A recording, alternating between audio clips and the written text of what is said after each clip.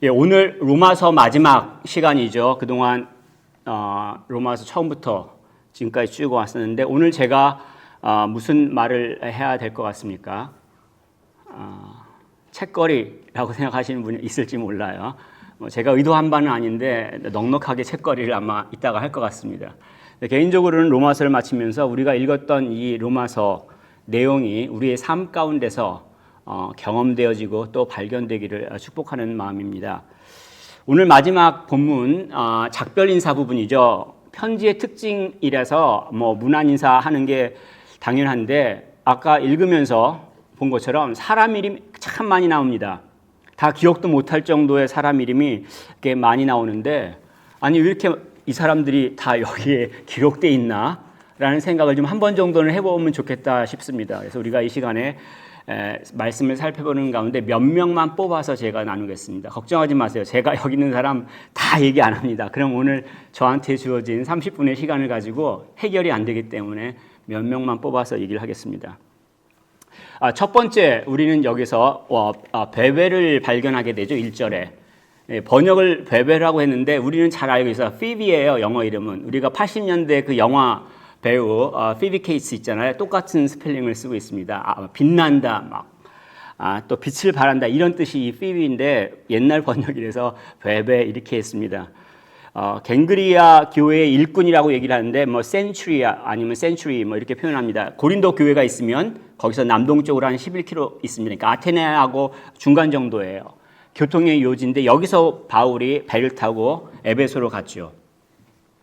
원래 바울이 전도를 할 때 모든 지역을 가는 게 아니라 중요한 도시만 가서 말씀을 전합니다. 예를 들면 에베소 같이 거기서 2년 반 가르치고 주변 사람들이 다 주변 마을로 가서 전도한 것처럼 마찬가지로 이 고린도 지방에서도 고린도라고 하는 성에 가서 말씀을 전하고 교회를 세우고 사람들이 훈련받고 주변으로 간 거예요. 그래서 세워진 교회 중에 하나가 갱그리아인데 여기에 지금 베베가 교회의 일꾼으로 소개되어 있습니다. 이 원래 일꾼이라는 단어를 디아코노스라고 하는 헬라어를 번역한 건데 조금 번역이 틀려요. 무슨 얘기냐면 킹 제임스 버전 같은 경우는 서번트로 번역했고요. RSV 같은 경우는 디컨으로 번역했어요. 그러니까 머슴이냐 집사님이냐 이 차이가 될 수도 있어요.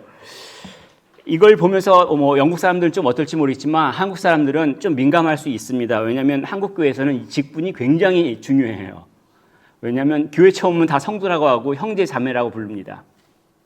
근데 조금 지나고 나면은 이제 집사님이라고 부르죠. 그리고 집사 역할을 잘 감당했다 싶으면 이제 안수 집사를 이제 받습니다. 그리고 나서 이제 또 이제 장로가 되기도 하죠. 그리고 나면 목사가 되기도 하네요. 라는 생각을 만약에 하신다면은 큰일입니다. 이런 사람들은 사실 직분이 없어도 어떤 얘기를 하냐면 저는요, 직분은 없지만 주일학교 출신이에요. 이런 말도 할 수도 있고 그래요. 근데 이 사고방식이 뭐냐면 유교의 수직적인 인간관계의 사고방식을 갖고 있는 거예요. 우리가 어릴 때부터 배웠던 삼강오륜을 통해서 무엇을 배웠냐면 우리는 인간관계는 수직적이다. 나보다 높으냐? 나보다 낮으냐? 만나서 우리 뭐 하죠? 몇 살이세요? 물어보는 이유는 뭡니까? 말을 깔 건가? 아니면 높일 것인가? 이거 결정해야 되거든요. 이건 우리가 한국 사람이기 때문에 우리가 갖고 있는 문화예요. 특별히 남자 같은 경우는 군대 갔다 오잖아요. 군대 갔다 오면 당연히 엄격한 수직적인 인간관계에 젖어 있죠. 여기서 자유로워진다는 게 참 쉽지 않습니다. 그런데 이 초대교회에서 직분을 얘기를 할 때 이거는 어떠한 높고 낮음을 가리키는 게 아니라 섬기는 수단이에요. 봉사의 수단으로서 필요한 겁니다. 처음에 이것들 직분을 도입한 게 사도행전 6장에 기록되어 있죠. 사람들이 교회에 너무 많이 오는 거예요. 그래서 사도들이 말씀과 기도에 전념하기 위해서 집사를 선출하고 이 집사들이 사람들을 돕는 구제 역할들을 감당한 겁니다. 봉사하기 위한 수단이라는 얘기죠. 이 직분이. 근데 교회가 점점점 발전하죠. 그래서 빌립보서 1장 1절 같은 데 보면은 이 직분이 감독과 집사로 구별이 돼요. 집사들 중에서도 조금 더 책임을 가진 사람, 증명이 된 사람들이 한 파트를 맡아서 진행을 한다는 얘기죠. 교회가 어느 정도 성장했다는 것을 볼 수가 있습니다. 근데 이것을 계급으로 알면 아니면 이것을 체면으로 알면 나 직분이 없으니까 창피해. 아니면 직분이 있으니까 야! 이렇게 한다면 그 사람에게 저주죠. 왜냐하면 교회가 세워지는 걸 막고 있는 거죠. 교회를 허무는 거예요. 교회 질서를. 굉장히 조심해야 될 부분입니다.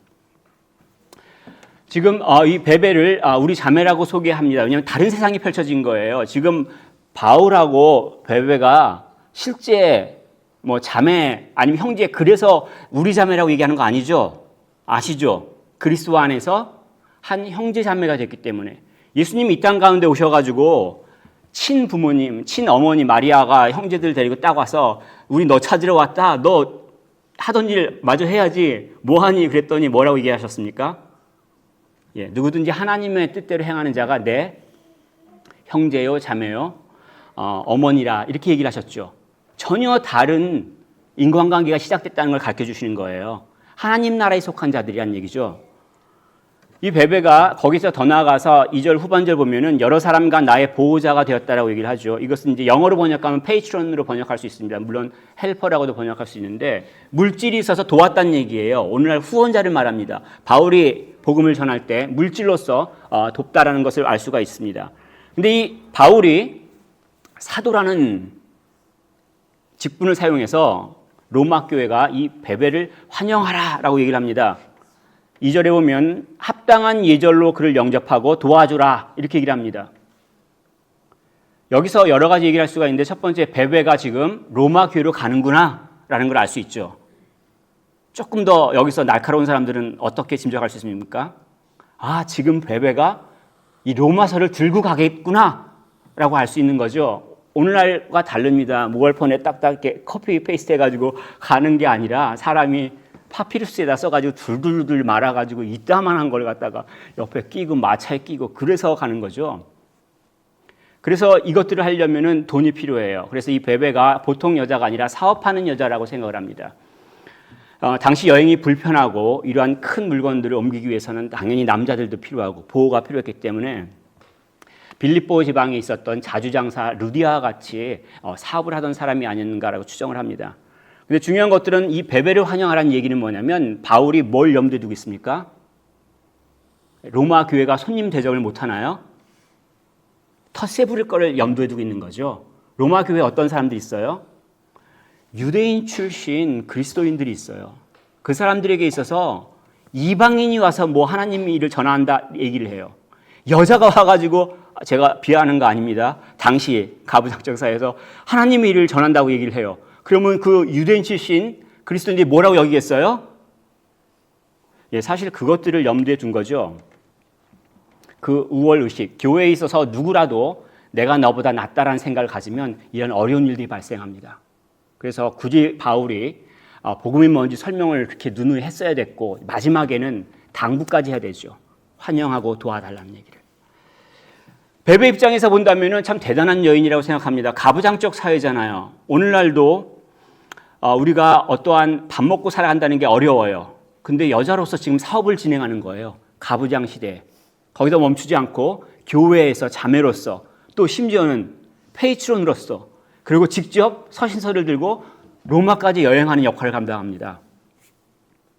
사실 우리도 어떻게 보면 빚을 졌죠. 베베가 로마 교회까지 잘 서신서를 전달해서 오늘 우리가 로마서 읽는 거 아니에요. 저 안 그랬으면 저기 MTH 학위 못 땄습니다. 로마서가 있어가지고 제가 공부해서 땄긴 했는데 이거는 여러 가지 생각할 수 있는 것 중에 하나가 뭐냐면 우리가 겪고 있는 어떠한 아픔들 또 때로는 약점들이 우리가 교회 일꾼으로서 다른 사람을 섬기고 돕는 것에 장애가 될 수 없다는 것을 알 수가 있는 거예요. 몇 년 전에 아주 오래됐죠. 제가 공부할 때였으니까 웨일즈에 가서 어떤 분하고 슈퍼마켓 가는데 그분이 운전을 해서 파킹을 하는데 그 일반적인데 아무 글씨 없는데 파킹하는 게 아니라 디세이블드라고 하는 공간, 장애인 전용 주차 지역에 딱 주차를 해요. 왜냐면 가깝잖아요. 현관까지.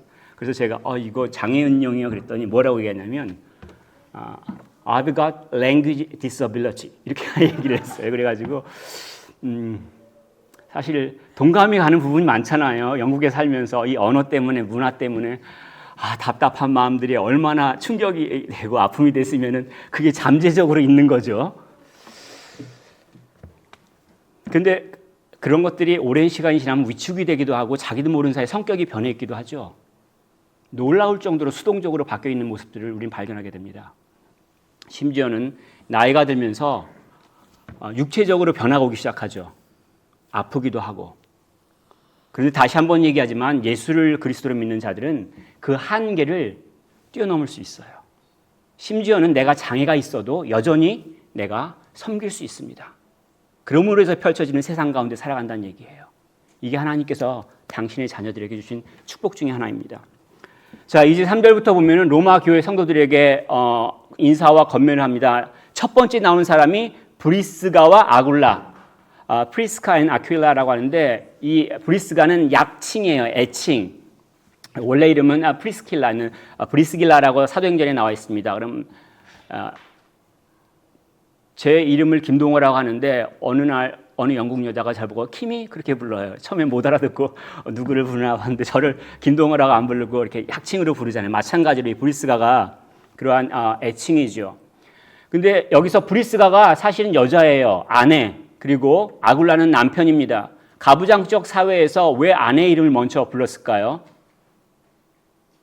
지금 바울이 로마 교회에 소개를 하는 거잖아요. 그런데 어떻게 아내의 이름을 먼저 부르면서 소개를 할 수 있습니까?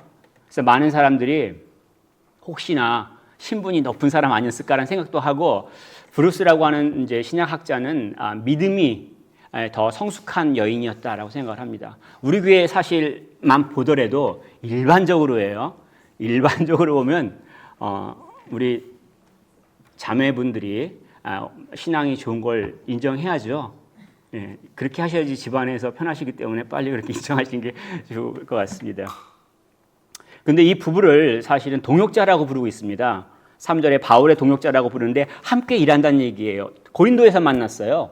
이 브리스가와 아길라가 원래는 로마에 살던 사람인데 글라디우스 황제가 유대인 추방령을 내려서 고린도에 와서 사는데 마침 장막을 만들어요. 텐트를 만들어요. 그래서 바울도 그걸 같이 텐트를 만든 사람이라 함께 일을 하게 되고 복음을 전하게 된 것을 알 수가 있습니다. 나중에 에베소까지 따라가요. 그리고 어느 정도냐면 바울은 사실 다른 데로 갔지만 에베소에 남아서 계속적으로 복음을 전합니다. 그때 유명한 사람이 나와요. 아폴로스라고 하는 사람이 나오는데 원래 알렉산드리아 출신의 학자예요. 굉장히 지식이 많은 유대인인데 와서 사람들한테 회당에서 담대하게 말씀을 전하는 거예요. 이 앞에 나와서 사람들한테 설득을 하려고 얘기할 정도면 어느 정도겠어요. 근데 이 브리스가와 아길라가 그 말씀을 딱 듣더니 단번에 알아차렸어요. 뭘 알아차렸냐면 요한의 세례까지 말하고 있구나. 그래서 젠틀하게 끝나고 나서 따로 불러서 예수 그리스도의 복음에 대해 설명을 합니다. 그래서 그때 아볼로가 복음을 받아들이면서 이후에 기독교 교회 가운데서 복음을 변증하는 자로 딱 서게 되죠. 이 브리스가와 아굴라가 바울을 위해서, 복음을 위해서 헌신하는 것을 4절에 보면 목숨을 위해서까지 헌신하는 것을 볼 수가 있습니다. 언제 죽을 때 대신 그런 위험을 대신 취했는지 모릅니다. 그렇지만 우리가 최소한 알 수 있는 것들은 이러한 희생, 남을 위한 희생이 고귀하다는 걸 알 수 있죠. 그래서 2017년에 프란치스코 교황이 한 이야기 중에서 이런 말이 있습니다. 남을 위해 희생한 의인도 카톨릭 성인에 추대한다. 순교자나 뭐 그런 사람들뿐만이 아니라 남을 위해 희생한 의인. 그래서 테레사 수녀가 이때 성인 반열에 올라갔죠. 물론 제가 그걸 동의하는 건 아닙니다. 저는 이제 개신교 목사이기 때문에 우리가 모두가 세인트라 그렇게 믿고 있습니다. 예수 그리스도를 믿는 순간 우리를 모두 성도, 세인트로 부르시기 때문에 그걸 저는 믿고 있는데 어쨌든 간에 이러한 희생들, 그래서 사실은 바울뿐만 아니라 교회가 인정하는 것을 볼 수가 있죠. 4절에 보면 나뿐 아니라 이방인의 모든 교회도 그들에게 감사하느니라. 다른 사람을 돕는 경우에 억울한 일들이 많이 있어요. 알아주지 못해요. 근데 교회가 기억하고 있다는 것을 기억하실 필요가 있습니다. 그리고 무엇보다도 교회의 머리가 되신 예수님께서 기억하시고 우리를 다시 만날 때 그렇구나, 네가 이런 걸 했구나, 그렇구나, 네가 희생했구나, 잘 참았다, 이걸 주님께서 해주신다는 얘기예요. 그날들이 빨리 오기를 바라야죠. 이 브리스가와 아길라가 가정의 교회를 하고 있는 것을 볼 수가 있습니다.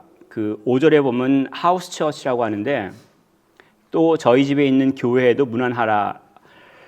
당시에 교회가 어떠한지 알 수 있는 거예요. 이 브리스가와 아굴라만 아니라 10절, 11절, 14절, 15절 표현들을 보게 되면 각각 가정교회가 있는 걸 알 수가 있습니다.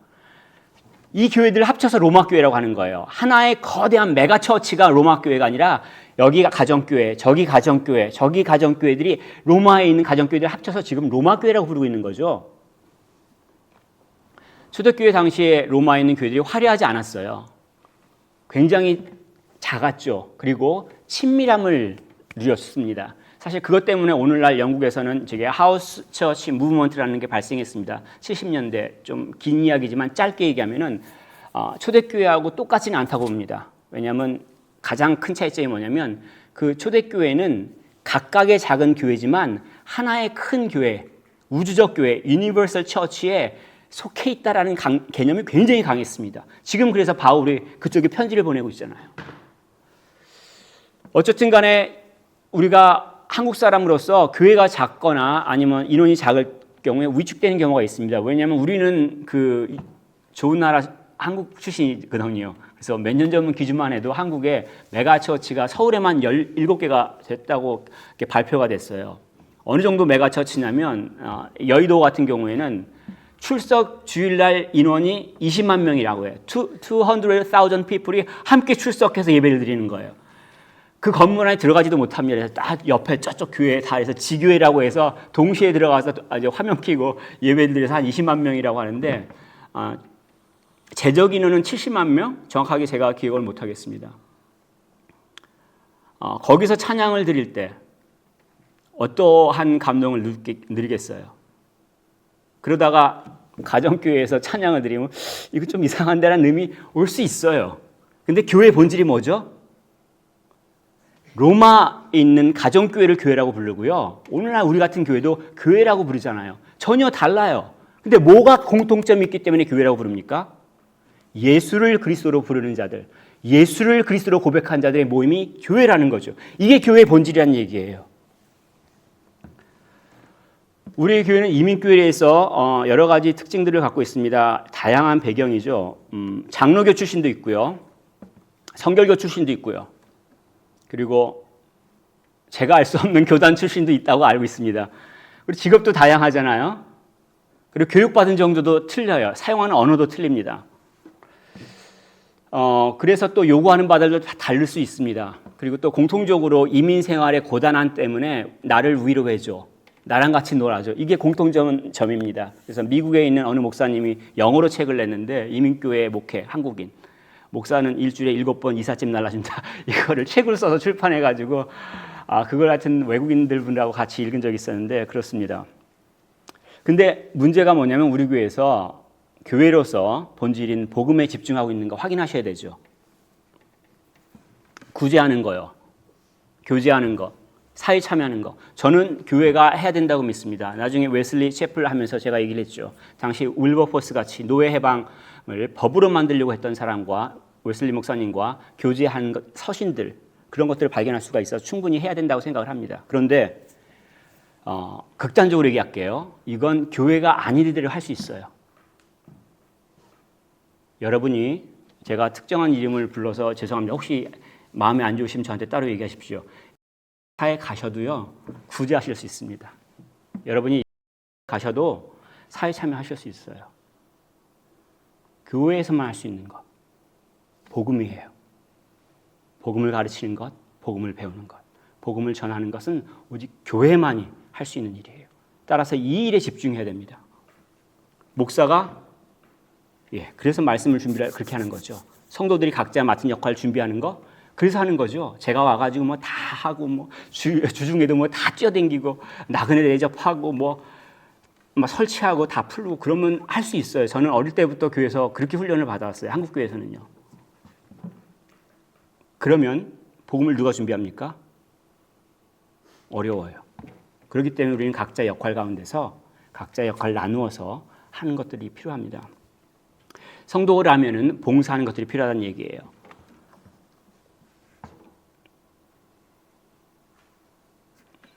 계속해서 안드로니그와 유니아라는 이름이 7절에 나오는데 이 사람들을 친척이라고 얘기를 합니다. 바울이.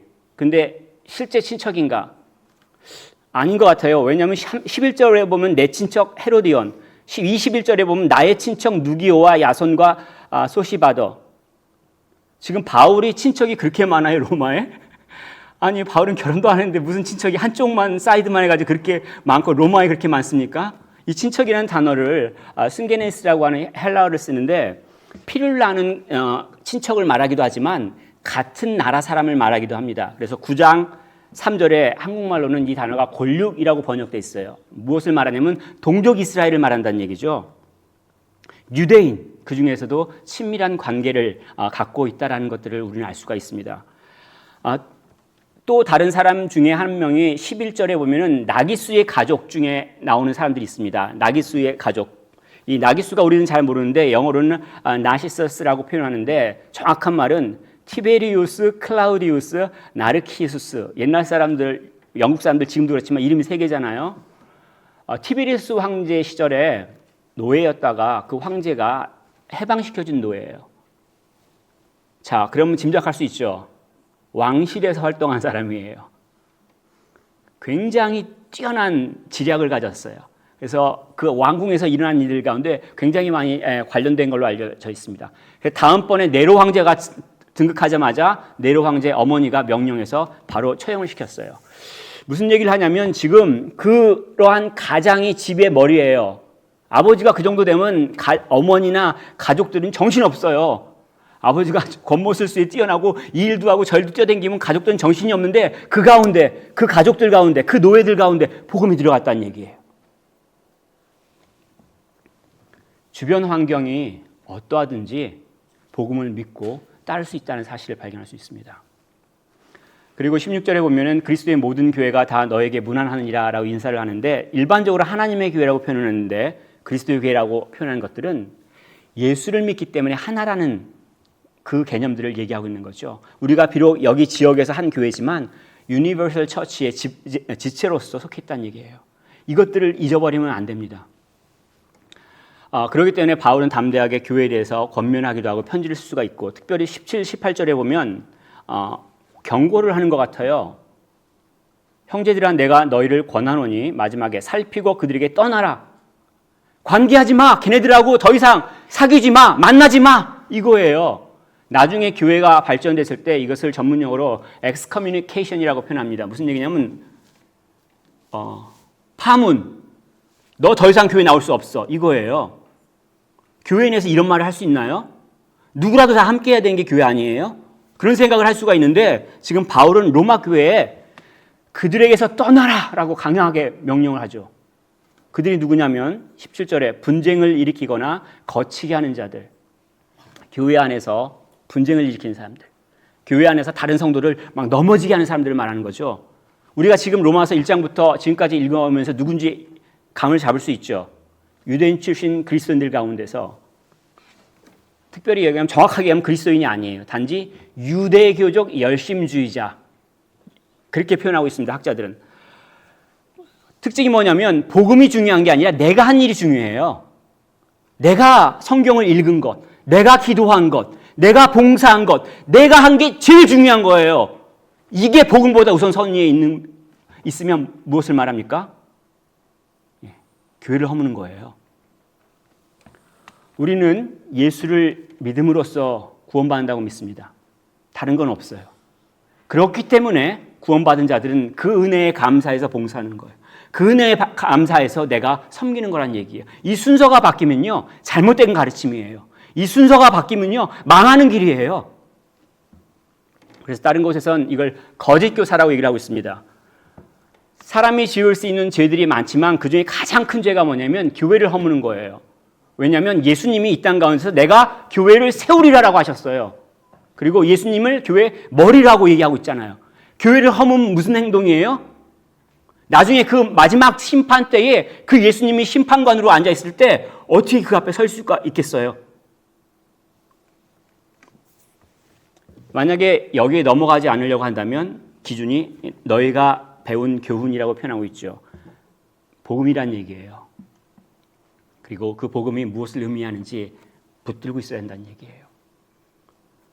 복음을 믿지 않고 교회를 허문 자들의 특징을 18절에서 볼 수 있는데 첫 번째, 말을 잘해요. 18절 보면 교활한 말과 아첨하는 말로 사람들이 듣기에 괜찮네? 라는 생각을 하죠. 하지만 본질은 뭡니까?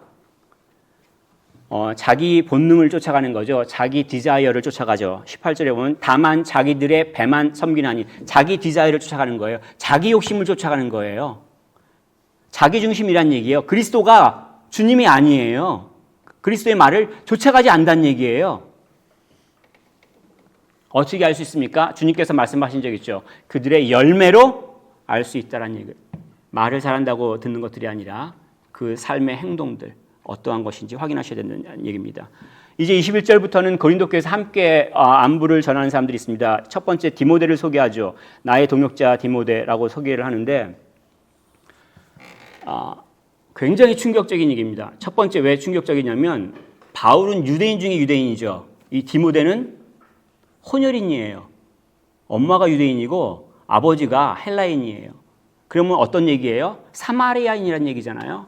굳이 얘기한다면. 물론 사마리아에 살던 사람은 아니지만 유대인들 입장에서는 정통 유대인들을 받아들일 수가 없어요. 근데 지금 바울이 나의 동역자라고 표현하고 있죠.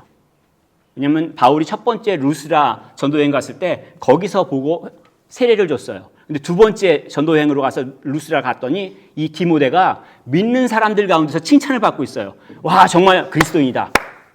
그래서 바울이 어떻게 하냐면 그 디모데에게 나랑 같이 전도여행 가자라고 해서 그 2차 전도여행부터 바울과 함께 마게도니아, 저쪽 고린도 지역을 함께 전도여행을 한 사람이죠. 나중에 로마 감옥까지 가고 에베소 교회 목사로서 담임을 하죠. 그 디모데를 내 사랑하고 신실한 아들이라라고 고린도전서 4장 17절에 말하고 있습니다. 자, 이방인이에요. 내가 세례를 줬어요. 근데 어떻게 이러한 나의 동역자라는 관계를 맺을 수 있죠? 어떻게 나의 신실한 아들이라고 말할 수 있습니까? 복음을 믿는 자들에게 있어서는 그 관계가 전혀 다르게 형성이 되는 걸 볼 수가 있죠. 가이오가 23절에 나옵니다. 바울을 돌봐주는 사람이에요. 바울이 고린도 지역 가서 세례를 주고 그런데 이 가이오가 돈이 있었어요. 그래서 바울이 머무르는 숙소를 제공하고 심지어는 교회가 예배를 드리는 장소도 제공했습니다. 그래서 우리가 추측한 건 이 로마서가 고린도에서 기록되었다라고 말합니다. 왜냐하면 지금 여기서 바울이 이렇게 말을 하고 있으니까 그렇습니다. 그리고 또 23절에 보면 에라스도가 나옵니다. 이건 재무관, 그러니까 시티 트레저러라고 표현합니다. 돈 있는 사람이란 얘기죠. 그래서 고고학적 발굴 중에서 하나가 뭐가 있냐면 고린도 국장 근처에서 도로가 깔려져 있는데 그 도로에 글씨가 인스크립션이 뭐라고 써져 있냐면 이 에라스도의 이름이 기록되어 있어요. 이 사람이 돈을 내서 이쪽 도로를 깔았습니다. 제가 무슨 얘기를 하냐면 이 고린도 교회 내에는 돈 많은 사람 그리고 지위가 있는 사람도 교회에 출석했다는 얘기예요. 복음을 믿는 사람들을 모임 가운데 다양한 사람들이 있다는 얘기입니다. 그래서 어떤 사람들은 이 복음을 이해할 수도 없기도 하지만 성경에서는 분명히 이것이 복음의 신비의 계시다라고 얘기를 합니다. 영어로는 Revelation of Mystery라고 표현하는데 이 미스테리가 원래 무스테리온이라는 헬라어를 번역했어요. 이 무스테리온이라는 헬라어가 두 가지로 번역돼요. Secret, Mystery. 몰라요. 그러면 Secret이에요. 보여줬어요. 이해가 안 돼요. 그러면 미스테리죠. 구약 시대에는 Secret이에요. 누가 구원자인지 몰라요. 신약 시대가 되니까 드러났어요. 예수님이 구원자예요. 그런데 들어도 안 믿겨져요. 미스터리예요. 따라서 우리가 만약에 예수를 그리스도로 믿을 수 있다면 들을 수 있어서 내가 지금 믿게 된다면 이건 전적인 하나님 은혜라는 얘기예요. 그래서 복음을 믿는 자들은 자기가 잘났다고 얘기하지 않아요. 복음을 믿는 자들은 내가 제일이다라고 얘기하지 않아요. 그래서 복음을 믿는 자들은 하나님께 영광을 돌리죠. 내 가운데 역사하신 분이 하나님이라고. 마지막 27절에 지혜로우신 하나님께 예수 그리스도로 말미암아 영광이 세세 무궁하도록 있을지어다. 하나님께서 은혜를 주셨다는 것. 그리고 우리가 하나님의 은혜를 받아 누리려면 우리의 믿음이 성숙하려면 복음에 집중할 필요가 있습니다. 이 복음으로 너희를 능히 견고하게 하실 것이다. 많은 사람들이 오해합니다. 내가 잠자고 있을 때 하나님께서 갑자기 은혜를 확 줘가지고 나한테 없던 능력들이 막 생기는 거. 그건 꿈이에요. 실제로 기독교 역사상 그렇게 믿음이 자라지 않습니다. 내가 복음을 이해하고 믿고 따라가는 가운데 믿음이 자랍니다. 복음을 기억하셔야 하고 복음을 따라 살아가는 게 필요합니다. 바울이 지금 작별 인사를 여기서 할 때 굉장히 많은 사람들이 나옵니다. 지역도 틀리고 인종도 틀리고 성별도 틀리고 신분도 틀리고 뭐가 다 다양하잖아요. 그런데 한 자리에 있어요. 예수님 때문에, 복음을 믿기 때문에 한 자리에 있을 수 있는 거예요. 하나의 교회 안에 들어갈 수 있다는 얘기입니다. 만약에 교회가 분열이 일어났다면 무슨 얘기입니까? 복음에 집중하지 않았다는 얘기예요. 내가 만약에 신앙이 자라지고 있지 않다면, 확신이 들었다가 의심이 들었다가 왔다 갔다 하고 있다면 무슨 문제예요? 복음에 집중하고 있지 않다는 증거예요. 우리 교회에 다양한 사람들이 있습니다. 복음 때문에 하나가 될 수 있습니다. 그리고 그 사실에 집중해야 되죠. 우리가 복음에 집중할 때 그로 인한 축복들을 누릴 수가 있습니다. 마지막으로 이 로마서를 마무리하면서 많은 사람들이 여러 가지 배경에 상관없이 기록되어 있잖아요. 복음을 믿고 따라서 살아갔기 때문에 기록된 거죠. 생명책이라는 게 있습니다. Book of Life라고 있는데 요한계시록에 많이 나오죠. 그 표현들이 하나님께 구원받은 자들이 누구인지 알 수 있는 책들이죠. 그 생명책에 어떻게 기록됩니까? 예, 내가 뭘 한 것 때문이 아니라 내가 어디 출신이기 때문에 기록되는 게 아니라 복음을 믿고 따라 살아가기 때문에 그 책에 기록됩니다. 우리 그곳에서 봐야 되지 않겠습니까? 아멘. 여러분들을 축복합니다. 복음을 또 깨닫고 믿고 살아가는 가운데 주시는 은혜를 우리 모두가 누릴 수 있기를 축복하며 간구하겠습니다.